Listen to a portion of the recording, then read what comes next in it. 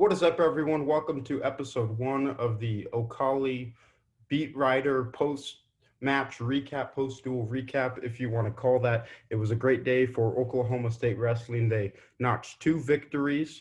They won both duels, first against Chattanooga 32-9, and then a Chris Pendleton coach squad 29-8.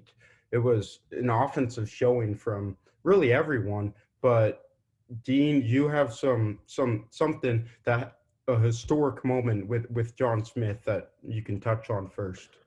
Yeah, John Smith got his 441st win as a head coach, which moves him into fourth place on the all-time list. To reach third place, he just needs one more win, and I have a feeling we'll probably see that next week. Mm-hmm. He downplayed it after the game, didn't talk too much about it, but he wasn't keeping track, so to say, but Mm-hmm. he was excited to be moved up, and he's looking forward to, I think, keep going. Do you know how far away he is from first? So first is, I want to say, up in the 600s, so he's got a so ways got to a go. long way, yeah, he does. That's But, wild. I wonder who that guy is. Yeah, actually, I was gonna look that up. It was pretty crazy, and John Smith being such a humble legend that he is, he really downplayed it. It was Dale Thomas, who, believe it or not, was an Oregon State coach. Yeah, he's sitting at 616. Oddly, I mean, he retired in 1990. He coached, if I do the math right, like 34 years at Oregon State, 1957 to 1990.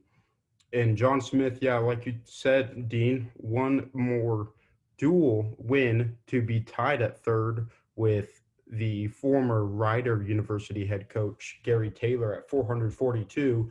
But obviously, what people were excited about today was the freshmen, and boy, did they show. Three true freshmen earned starts. Of course, Trevor Master Giovanni, AJ Ferrari, and Dustin Plott. Oddly enough, guys, Dustin Plott and AJ Ferrari, both of their wins were in major.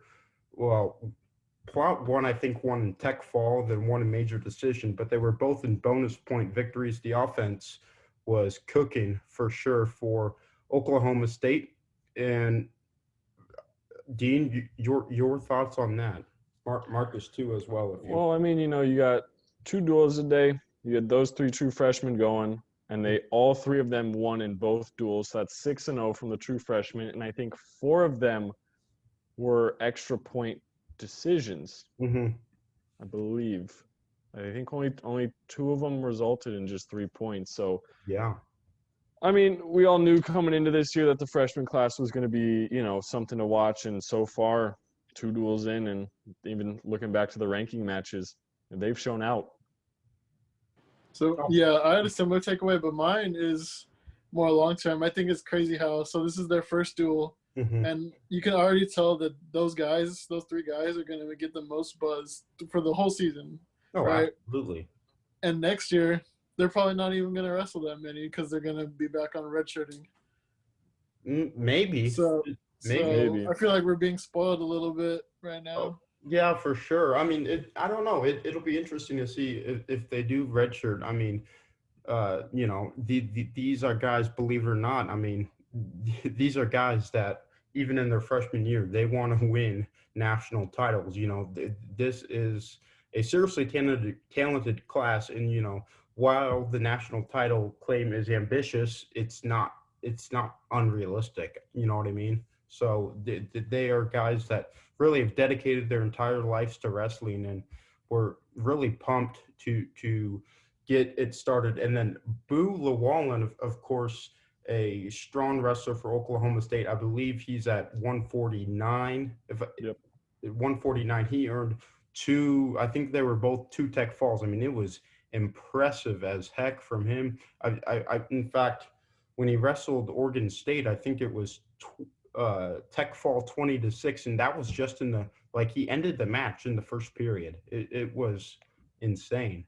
Yeah, talking about some of the other veteran guys, I think, Cade Brock, coming off that injury, we didn't know where he'd be at, but I think he showed that he's kind of right there, right back to 100%. And, while he might not have loaded up the stat sheet today, he did look really good in just that one match because Chattanooga forfeited at 141 today. So I think it was good to see him back out there, and I think he's ready to compete this season, like he said.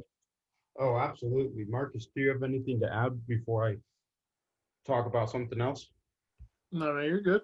All right. Well, okay. Well, I was just going to add, I mean, Austin Harris, another guy, looked really, really strong. If you remember last year at heavyweight, he did start, although, he did have a losing record, but John Smith was impressed with what he did today. In fact, that included an exciting comeback win in the last bout of the day against Brian Barnes of Oregon State. So Austin Harris was down, I believe it was five. Yeah, I think it was 5-2 with like 5-2, yep. less than 30 seconds left in the third. Harris earned a quick takedown, pushed him in the left corner, I guess left segment of the mat, and earned a takedown. And then it was 5-4. But thankfully, because Harris had already gathered about a minute or over a minute of riding time, he was awarded an extra point to force it to overtime.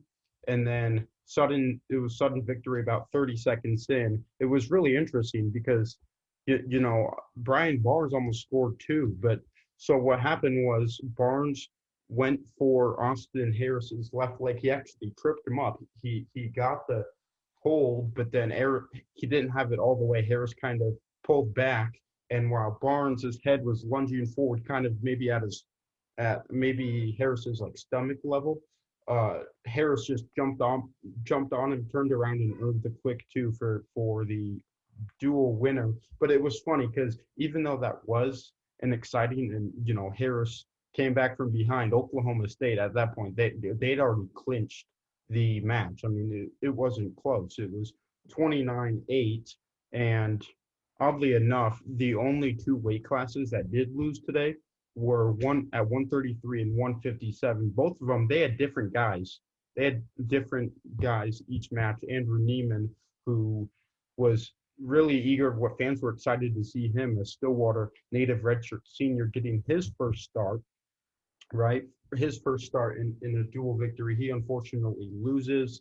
And then Wyatt Sheets, according to John Smith, Jason Elmquist of the Stillwater News Press asked him, hey, what's going on with Sheets? Because, I mean, he's one of their top wrestlers, ranked 12th at 157. All he said was it was an undisclosed injury. Hopefully he'll be back soon. So Daniel Manabog actually wrestled the second one. He was tech fouled. Jalen Harper wrestled against Oregon State, or against Chattanooga. So do you think they're going to be they're going to have some trouble filling in those weight classes until Sheets comes back, assuming it'll be a while?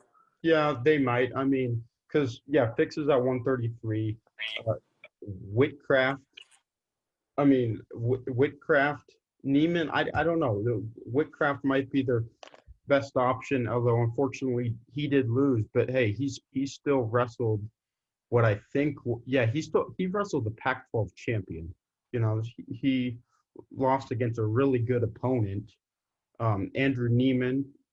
He's worked really hard. He's worked wrestling, but I think because he's only wrestled in open tournaments, right? He's never had the opportunity to start a duel, and I think John Smith kind of gave him this opportunity this week. It may be his last. It last and only. It may be his first. I mean, we'll definitely see. And then 157 for right now. Until Sheets gets back, that could be pretty iffy as well. Although luckily, the Southern Illinois Edwardsville, I haven't looked completely. I think they're a better program than Little Rock. Little Rock, unfortunately, Little Rock is still a program building. They're in their second year, and maybe I don't really know. I haven't looked at their guys at 157, but based on what we saw from Little Rock today, Harper or Manabog or whomever might be able to get away with the victory next Sunday against Little Rock. But Marcus, you're absolutely right. That will be interesting to see, because this team, guys, we've talked about it really all up until on our podcast, all up until this point, is Oklahoma State, one of their strengths is their depth, right? Their depth. But at 133, 157, where you guys got maybe a guy suspended, a guy injured, there's still kind of some issues there. So y'all have anything else to add? Yeah, I think with that, I think they might be bailed out. Uh-oh. The We Hey, might have lost Marcus. Oh, there he is. can you say what you just said again? You cut out. Yeah, no problem. Let me regain my train of thought. I think they're going to be bailed out a little bit because the schedule is a bit soft until Fix comes back, and then that's when you have your better than matches. Oh yeah. But we'll see. Yeah, They might be fortunate with that. Yeah, well, like you said, it's the non-conference right now. Maybe they can bail out this week, but then Northern Colorado, they got ranked this week, I think 25th for the first time in school history. But then yeah, they certainly cannot afford to have those issues against January 30th when they have two tough matches against Northern Iowa and Iowa State, and then even probably against OU as well on February 7th. So yeah, it'll certainly, for you fans out there, it'll be certainly something to keep an eye on. Before we close out, any last thoughts, guys? I will say I had a great time. I just flew into Stillwater last night. It was great to be at GIA. It was my first time in there. I never covered an event or attended a game in there, so it was fun. All right. I think we touched on everything. Yeah. I think we're good. All right, guys. Once again, Oklahoma State 2-0 today to start their 2020-2021 campaign with wins over Chattanooga 32-9 and Oregon State 29-8. Thank you guys so much for watching. We will see you next Sunday when we recap Oklahoma State's duels in Little Rock. Thanks for watching.